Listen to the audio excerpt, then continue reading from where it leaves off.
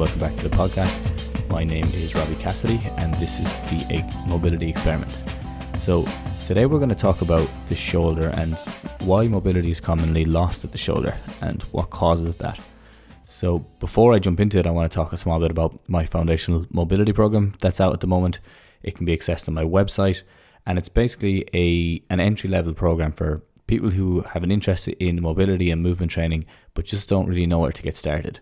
So the program itself is a structured 6-week program, and it's scaled so that there is beginner/intermediate and advanced exercises, so that once you get through the beginner and you're able to work your way through all of those, and there's advanced ones to progress on after. So you can do your initial 6 weeks and then you can push on and get another 6 weeks done after that if you want to progress even further again. And it can be accessed on my website, which is themobilitytutor.com, and you can download it straight from there. So that's the foundational mobility program, and it focuses on the hips, back and shoulders.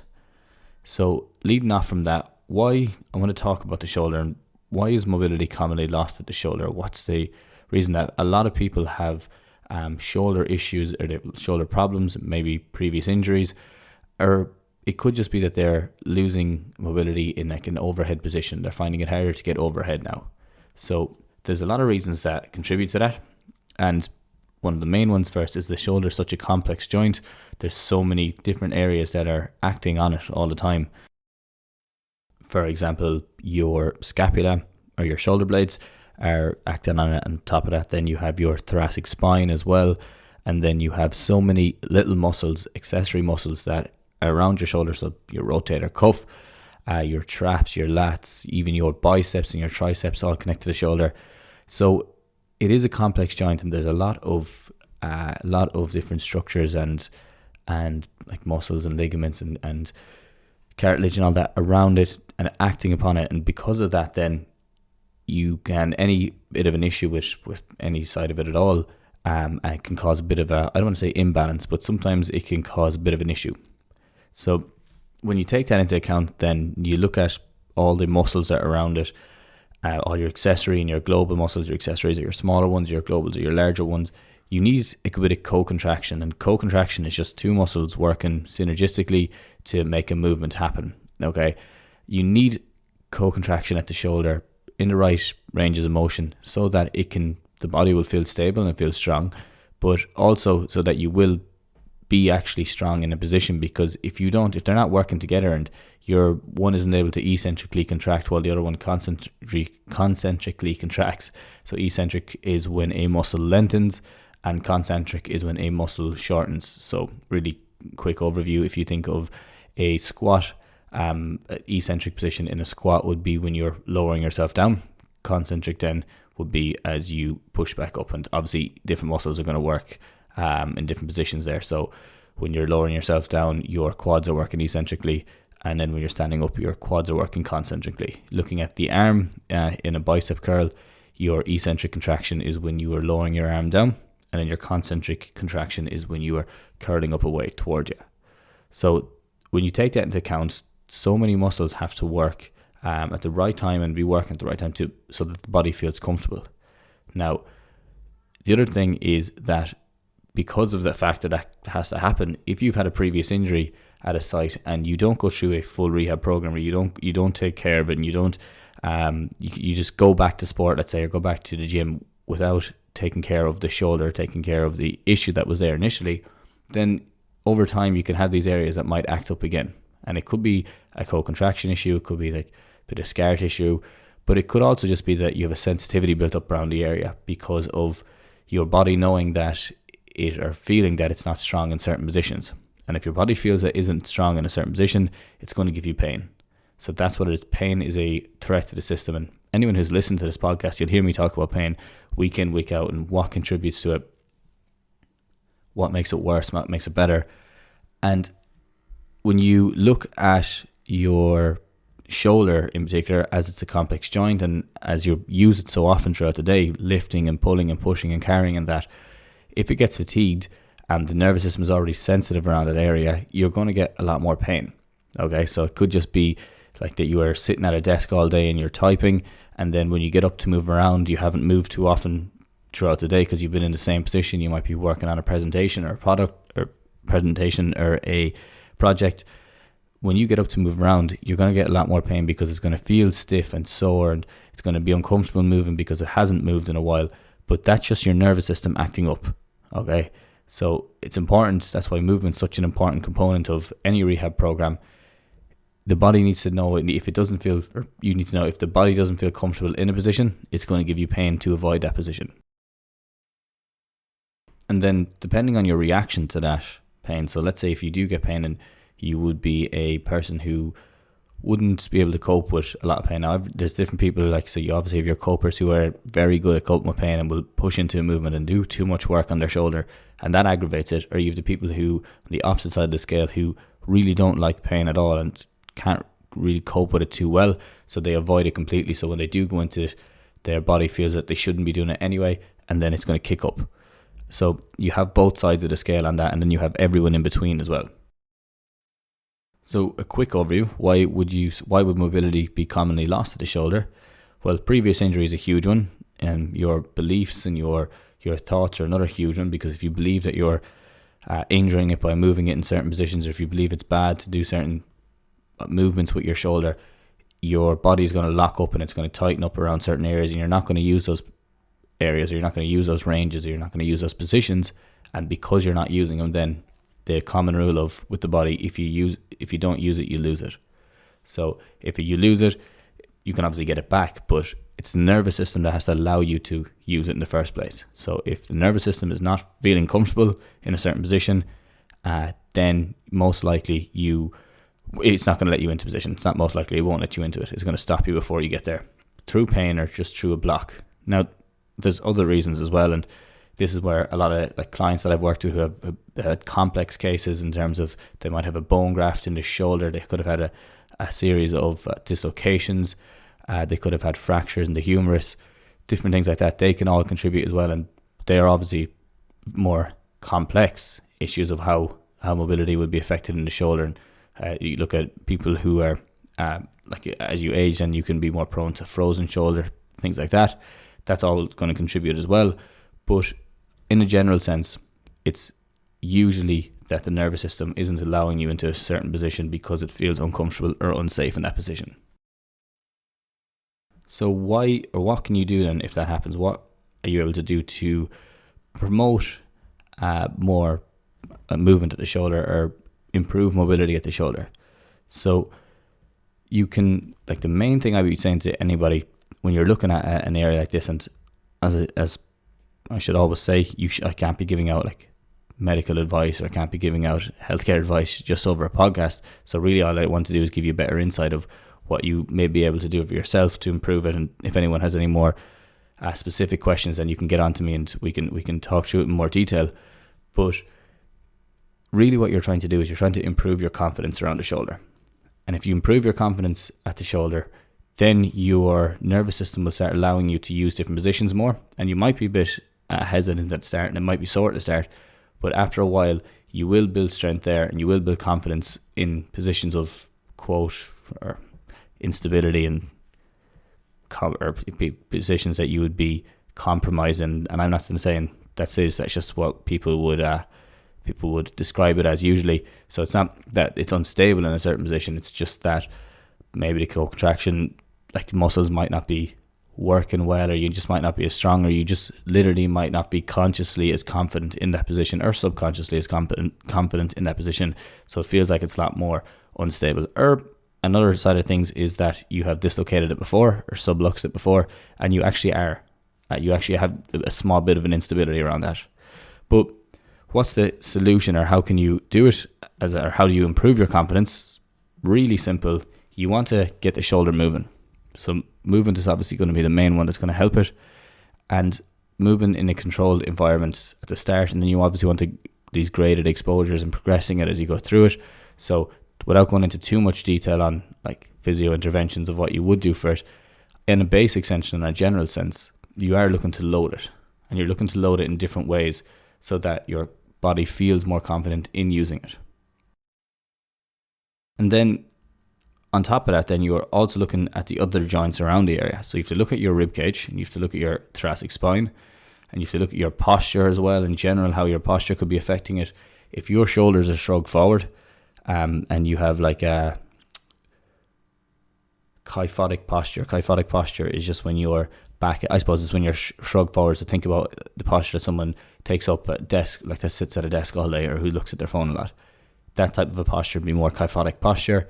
If you have that posture, the shoulder itself is being encroached on by the scapula and by the rib cage, so you're going to find it hard to get overhead in general. So it could be something as simple as literally setting your shoulders back and down and trying to lift it up overhead. That could be a really simple solution to it, and that could take away a lot of the pain that you're feeling there at the start.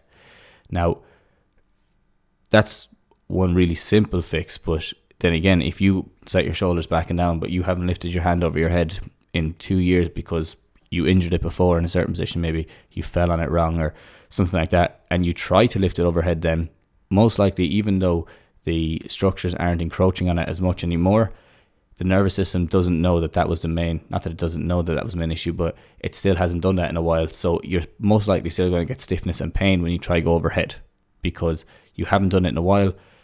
So it feels uncomfortable, and if it feels uncomfortable, it's going to feel that it's going to perceive that there's a threat to the area. And if it perceives that there's a threat, then you're going to get pain. And if anyone is interested in it, what contributes to pain, I have a podcast before on pain sensitivity, or the pain experience is what it's called. And it goes through that in a lot more detail of what actually contributes to pain and what pain is. As I said then, if you are looking to improve your mobility there, if you're looking to improve your strength there, the first thing I would say is to not overcomplicate your training. So you don't need to be really focused on, you're working on the external rotators, you're working on the internal rotators.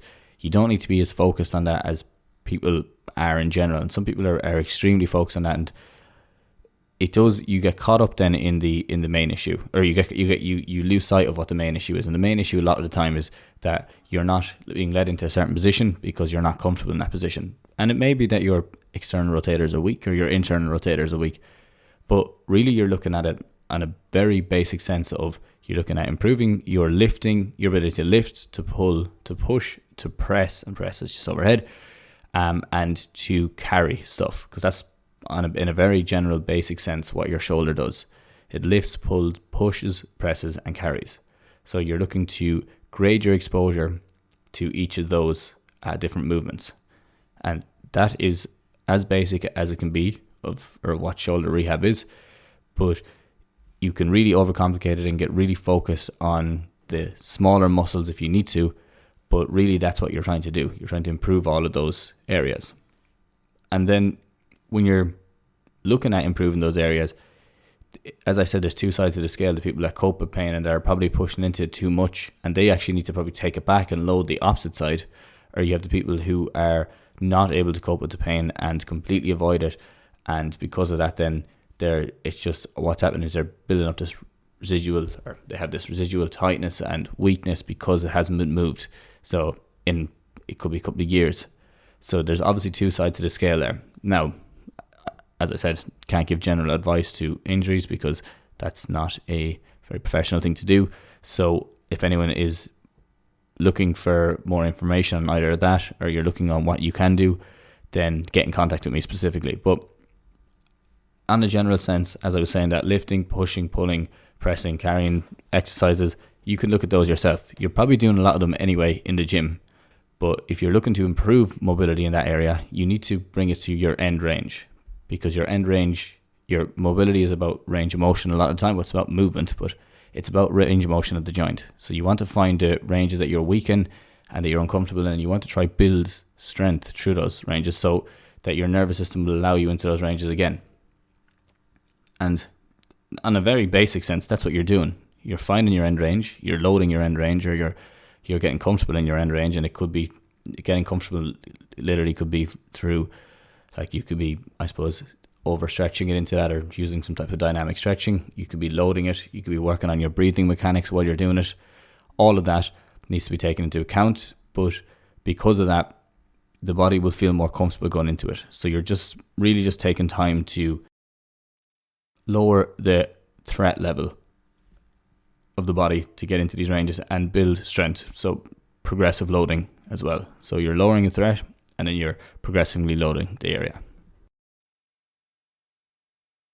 So how can we affect the nervous system itself? And I've talked through it really in what I've said already or before this, but when you're looking at the nervous system itself, the nervous system is this, it's extremely complicated. It goes in, it takes everything into account from your past experiences, your beliefs and your attitudes. It takes in your previous injuries, obviously. It takes into account your relationships with other people. It takes everything into account, your biological, so look at it like a biopsychosocial model, your biological, your psychological, and your social. Social is relationships with other people as well. You need to try affect that biopsychosocial model if you want to really improve your mobility in your shoulder. And when I say that, I want to take that step back and say, don't overcomplicate it so much, but look at what is contributing to it. So if you're really afraid to go into certain positions, then your body's not going to let you into that position.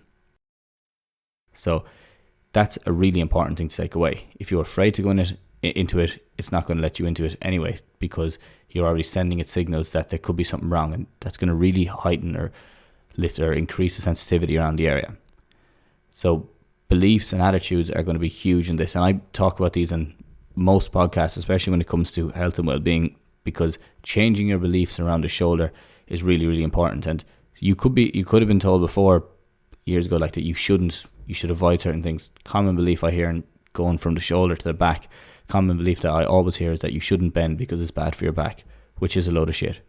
But that's something that you hear, and people pick up stuff differently off of different physios or different surgeons, and might not be the actual physio's fault or the surgeon's fault. It could be just that you had a certain belief going in there and a certain attitude, and you were just looking for that to be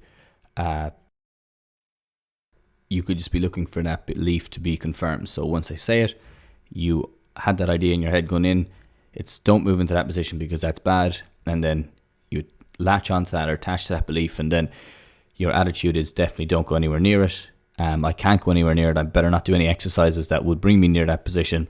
And over time, then you're losing your mobility slowly but surely, because you're avoiding that position, and you're avoiding positions close to that position. Because of that, then that sensitivity is building up and it's not letting you back in there. So train the areas first that around it, like obviously you do all your push and pulling, pressing, carrying, lifting, train all those areas, or train all those movements, I should say, and vary your movements. But then also, the only way you're going to change your beliefs, and obviously the exercise itself and doing it will change your beliefs, but it's actually reassuring yourself that it is okay to go into these positions, and it's all right to load certain positions and load certain movements, and it's okay to vary your movements as well, because the body is an adaptation machine and it's a healing machine, and that's what it does. It's non-stop healing always, whenever you give it a chance. Obviously, like, it's not going to heal if you're in a fight or flight state. So if you're extremely stressed and you're trying to go into these movements, you're going to be more anxious and you're going to be on edge. So really, you should be trying to relax yourself down, go into the movements, bring it through your range of motion, bring it to end range, load it at end range a small bit more, what your end range is, take it out, give it time to rest and recover. You want to be sensible. Like, you could listen to this podcast and say, all right, I'm going to have to go with, because Robbie said that I need to work on my pressing because that's my effective movement. And then you go into the gym and you catch a 20 kilo dumbbell and you start pressing overhead. And then you're wondering why 3 days after or 4 days after your shoulders are aching. And that's just not being sensible. You didn't grade your exposure to it.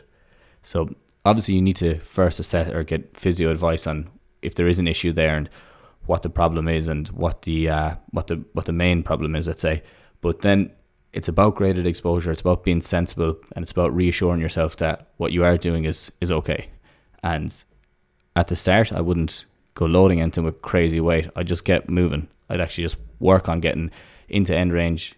Obviously, once it's been cleared again by a medical professional, but getting into end range, getting out of end range, come up overhead and finding these positions and finding positions that you're stiff in, and then working into them a small bit more.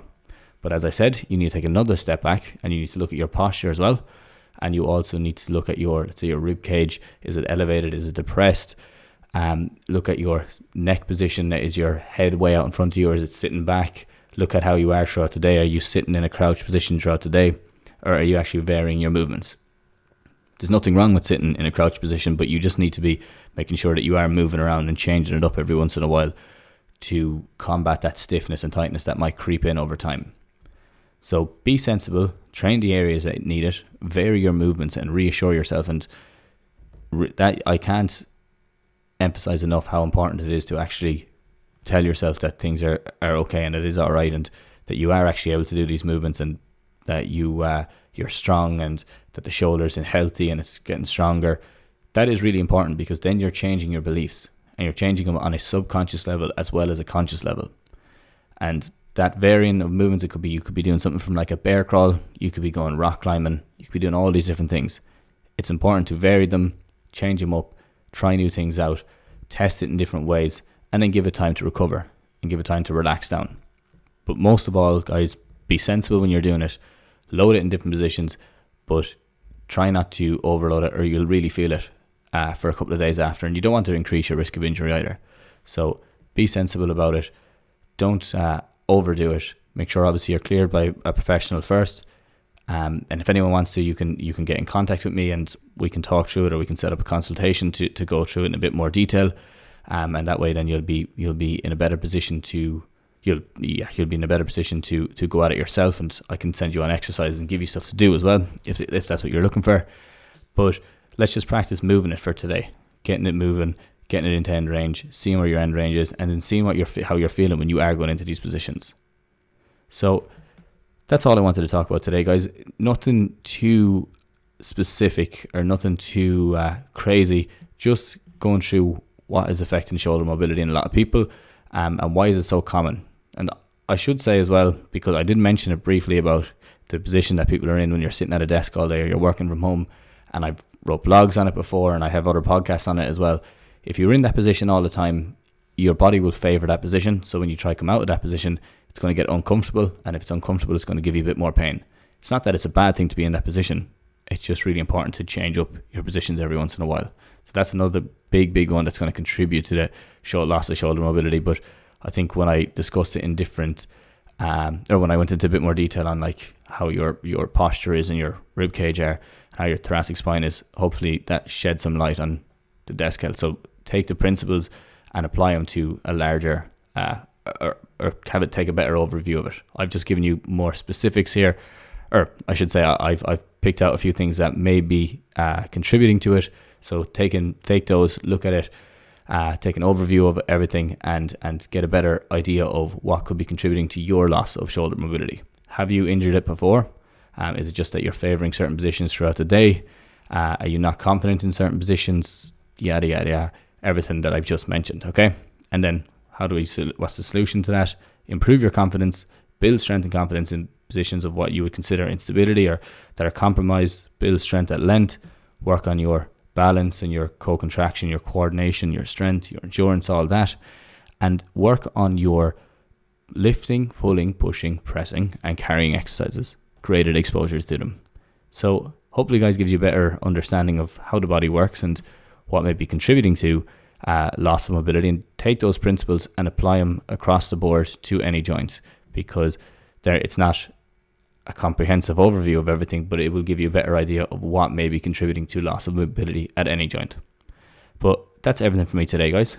Thanks a million again for listening. As I said before, if anyone is interested, if you want to get in contact with me and set up a consultation, and we can talk through your issues in more detail, definitely do. You can either send me an email at mobilitytutor@gmail.com, or you can get in contact with me through LinkedIn, Robbie Cassidy or Mobility Tutor, and you can get in contact with me through Instagram, as I said, directly. That's probably the quickest way to get me if you want to. But yeah, that's absolutely everything, guys. Check out that foundational mobility program on my website at themobilitytutor.com. And yeah, that's everything, guys. If you want to, also, if you enjoyed this podcast or you feel that someone would be interested in it, definitely send it on to a friend, or you could share it on your story on Instagram or Facebook, or whatever your main social media is. But that will help a lot, because it will get a lot more people to listen to it. So thanks again, guys. Chat to you all again soon, and have a good one.